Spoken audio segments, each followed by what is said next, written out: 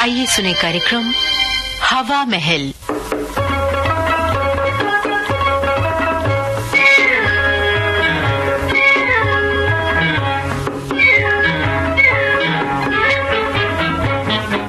प्रस्तुत है श्रीमती स्वप्ना गुप्ता की लिखी झलकी डेपुटेशन।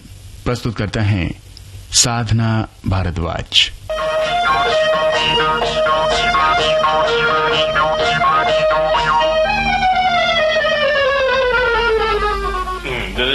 अरे वाह, वेरी नाइस, गुड। रीटा, तुमने तो सारा सामान सजा भी लिया। क्या खास सजा लिया? इस छोटे से कमरे में कहाँ क्या रखूं, मेरी तो कुछ समझ में नहीं आ रहा। अरे रीटा, तुम तो भाग्यवान हो जो तुम्हें ये एक कमरे का पूरा क्वार्टर मिल गया, वरना हमारे साथ जो आए हैं ना, देखो वो बेचारे बाल बच्चों के साथ कैसे रह रहे हैं। ओहो, वो तो है, लेकिन क्या? बस तुम औरतों के साथ ये किंतु परंतु लेकिन अवश्य जुड़ा होता। हाँ, जुड़ा होता है, अवश्य जुड़ा होता है, क्योंकि घर में तो दिन रात हम ही को रहना पड़ता है। तुम्हें क्या, नाश्ता किया, दफ्तर गए, शाम को आए, खाना खाया और सो गए। वाह वाह वाह वाह वाह वाह, ये तो तुमने खूब अच्छी तरह रट लिया। नाश्ता किया, दफ्तर गए। अच्छा सुनो, तुम क्या करती हो? सुबह नाश्ता बनाना, गप्पे हाँकना, क्या दोपहर का खाना बनाना, सोना, फिर शाम इधर उधर गप्पे हाँकना, घूमना, रात का खाना बनाना, खाना और सो जाना, है ना? है ना? हाँ है, लेकिन खाना क्या कोई जादू की छड़ी घुमाने से बन जाता है? अरे उसके लिए भी हाथ पांव चलाने पड़ते हैं। तुम तो समझते हो कि सब काम अपने आप हो जाता है। तो बात लग गई ना। सुनो, अगर तुम्हारा काम अपने आप नहीं हो जाता तो हमारा काम भी अपने आप नहीं हो जाता, समझी? हाथ पांव के साथ साथ दिमाग भी चलाना पड़ता है। दिमाग भी चलाना पड़ता है? हाँ, तुम तो यही समझते हो ना कि मैं दिन भर घर में बैठी रहती हूँ। अरे मेरा मतलब ये नहीं था रीटा, प्लीज चुप हो जाओ। देखो, मेरे कहने का मतलब था कि सभी को अपने काम के साथ मेहनत करनी पड़ती है। चलो देखो आप चुप हो जाओ, चुप, प्लीज प्लीज। अरे हाँ, मैं इन बातों में भूल ही गया कि शाम को घूमने चलना है। सुनो, मैं तो ये कहना ही भूल गई थी, तुम्हारे घर से टेलीग्राम आया है। मेरे घर से? किसका है, दिखाना तो।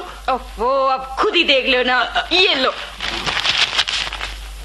ठहरो। अरे वाह, क्या मजा आएगा। भैया, भाभी, पिंकी सभी आ रहे हैं। सभी आ रहे हैं। खुश तो ऐसे हो रहे हो जैसे किसी महल में उन्हें ठहराने वाले हो। आ गई ना फिर अपनी बात पर। अरे भाई, अपने लोग हैं वो, जैसे हम तकलीफ में रहते हैं वो भी रह लेंगे। हे भगवान, मुझे तो कुछ समझ में नहीं आ रहा है कि आखिर इस एक कमरे में इतने सारे लोग एक साथ कैसे रहेंगे। अरे सब हो जाएगा, सब हो जाएगा। तुम बस चिंता करो तो राशन पानी की, जो नहीं है घर में मुझे बता दो, मैं ले आता हूँ। हाँ, ले आता हूँ। कहाँ से लाओगे? अरे इस महीने तो पहले ही ज्यादा खर्चा हो गया है, अपना बजट तो वैसे ही घाटे में पहले से ही चल रहा है। सो तो है, देखते हैं, कुछ ना कुछ तो इंतजाम करना ही होगा। अरे हेलो, अब कौन आ गया? अरे ठहरो, दरवाजा खोलता हूँ। अरे भैया, तुम? भैया प्रणाम। प्रणाम भैया। जीते रहो। चलो शेखर, तुम मिल तो गए।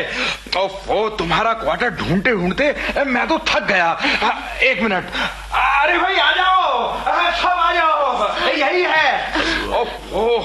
शेखर, जरा जाकर सामान ले आओ। जी भैया। और देखो, वो ऑटो वाले को 85 रुपए दे देना। 85 रुपए? रीटा, जरा 85 रुपए तो देना। 85? अरे चेंज नहीं है, वही एक 100 रुपए का नोट पड़ा है। हाँ, दे दो, बाद में देख लेंगे। दे दो। फिर क्या होगा? सामान भी तो लाना है, कैसे चलेगा? देखा जाएगा, ऑटो वाले को तो देने हैं। लाओ भैया, मैं अभी आया देकर। कोई तकलीफ तो नहीं है भैया आपको? नहीं। अच्छा, मैं भी आपके लिए चाय बना के लाती हूँ। जीते रहो। आइए भाभी, आइए। आजा पिंकी बेटे, आजा। शाबाश। प्रणाम चाची। अरे पिंकी, कैसी है बिटिया तू? कैसी हो रीता? नमस्ते, कैसी हैं आप? बस ठीक हूँ। अच्छा हुआ तुम्हारा क्वार्टर तो मिला। मैं तो सोच रही थी हमें उल्टे पांव ऐसे ही वापस जाना पड़ेगा। अरे मेरे पास तो कितने दिनों से तुम्हें देखा नहीं। सच्ची यही मेरे साथ हो रहा था। पिंकी, सारे कपड़े गंदे कर दिए ना? चल मैं तुझे कपड़े निकाल देती हूँ, हाथ मुंह धोकर बदल ले। जी मम्मी। और हाँ जी, तुम भी हाथ मुंह धोकर कपड़े बदल लेना। यूं ही मत पसर जाना। देवर जी। जी भाभी।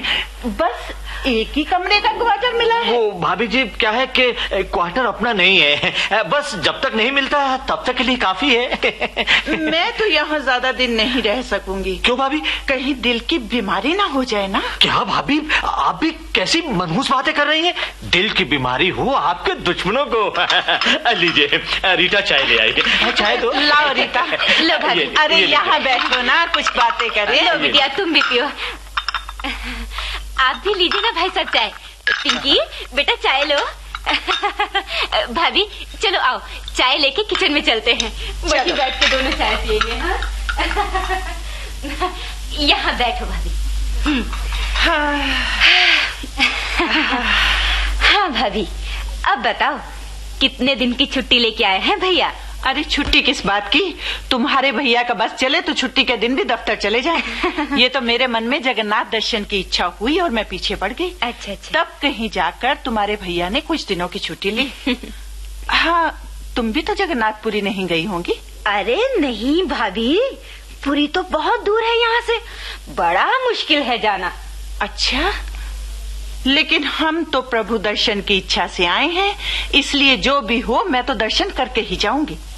लो भाई, मैं तो नहा धोकर तैयार हो गया। सुनो जी। हाँ।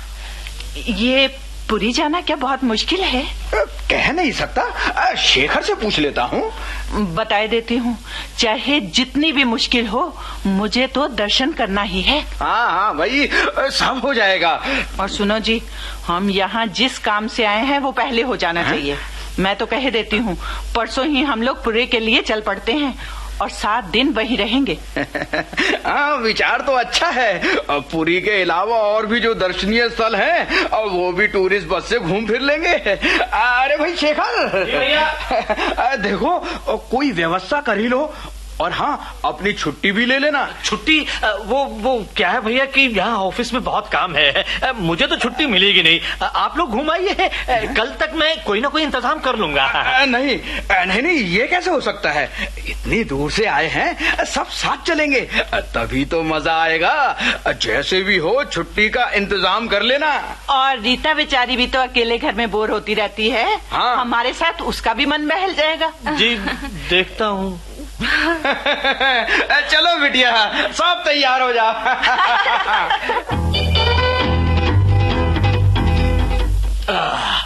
अरे बाप रे, मैं तो बहुत थक गई हूँ। बहुत आनंद आया। लेकिन शेखर, बड़ा मजा आया। भाभी वो क्यों, है ना रीता?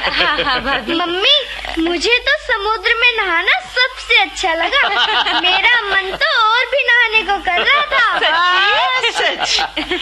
सच शेखर, बड़ा मजा आया। खरीदारी भी खूब अच्छी रही। क्यों रीता, पिंकी का फ्रॉक तो बहुत ही खूबसूरत। हाँ भाभी। हाँ मम्मी, मेरी सारी सहेलियां जलेंगी मेरा फ्रॉक देखकर। क्यों ना जले, आखिर दिया किसने है ये भी तो देखना है। मम्मी, मैं जब अपनी छुक छुक गाड़ी सबको दिखाऊंगी तो सब चकरा जाएंगे। सच शेखर, क्या जरूरत थी 225 रुपए में इसे खरीदने की? वो भाभी वो आखिर है तो खिलौना ही, टूट फूट जाएगा कुछ दिनों में। वो भाभी। और अपनी साड़ी की बात नहीं कर रही हो जो 996 रुपए में खरीदी थी? क्यों नजर लगा रहे हो? कौन सी तुमने खरीदी है? ये तो मेरा देवर है जिसे भाभी से इतना प्यार है, इसीलिए तो मुझे साड़ी दिलवा दी। क्यों भाभी, आप मुझे शर्मिंदा कर रही हैं? आखिर मैंने ऐसा क्या किया है?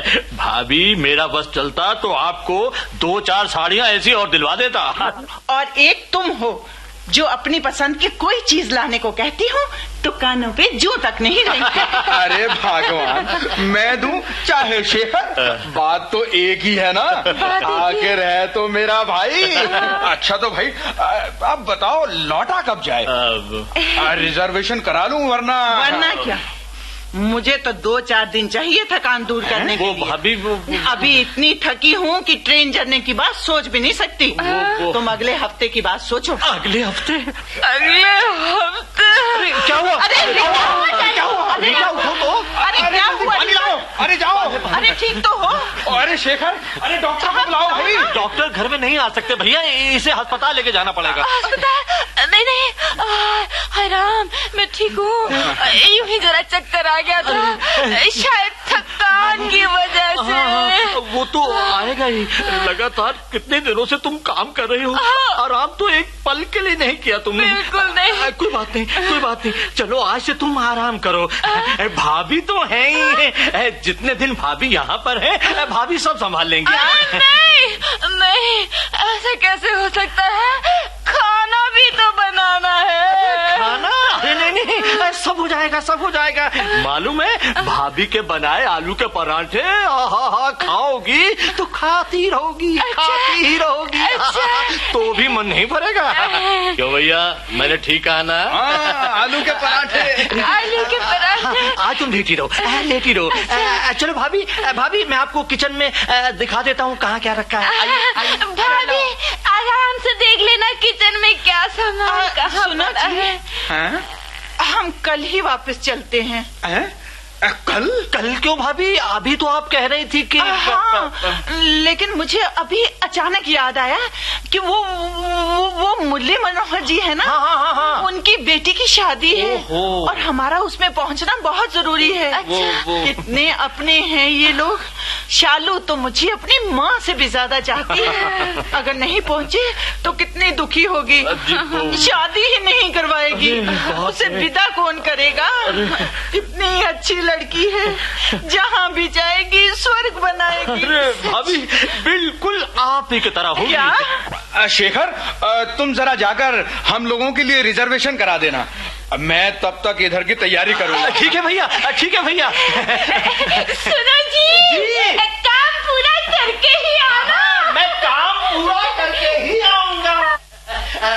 भैया तैयार है ना? ऑटो आ गया। अच्छा रीता, जा रही हूँ। ये दिन कैसे कट गए कुछ पता ही नहीं चला। जी भाभी। वो तो है भाभी, वो ऑटो आ गया ना, जल्दी करो जल्दी। हम लोग चलते हैं। पत्र जरूर लिखना। आप बेफिक्र रहिए, आइए। अब वो ऑटो बाहर खड़ा है, आइए। प्रणाम भाई साहब, प्रणाम। प्रणाम। जीते रहो। आइए।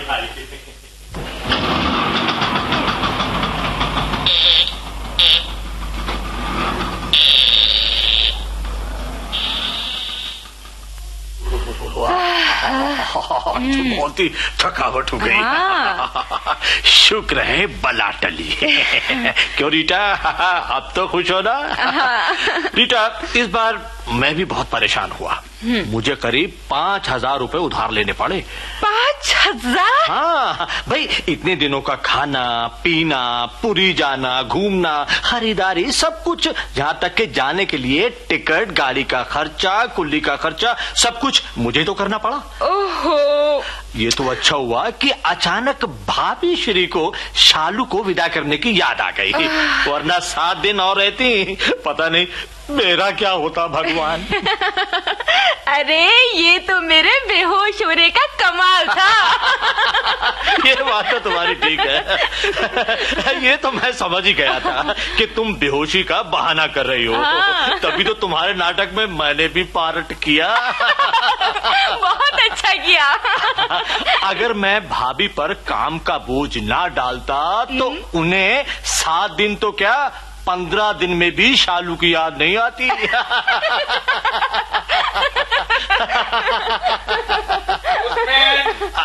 पोस्टमैन, अगर देखना तो। हाँ, मैं अभी गई। ये देखो तो, ये क्या है? चिट्ठी। अरे खोलो तो। अरे खोल दीजिए, देखो पढ़ो। अरे हाँ, है? मेरा तबादला यहाँ हुआ है, जानकर बुआ जी जगन्नाथ दर्शन को आ रही है।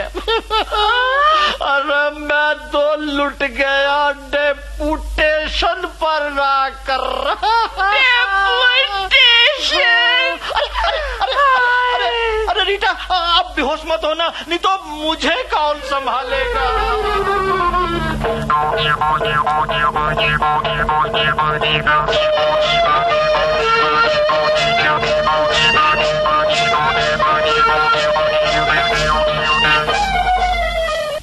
डेपुटेशन। अभी आप सुन रहे थे श्रीमती स्वप्ना गुप्ता की लिखी ये झलकी। प्रस्तुत करता थी साधना भारद्वाज।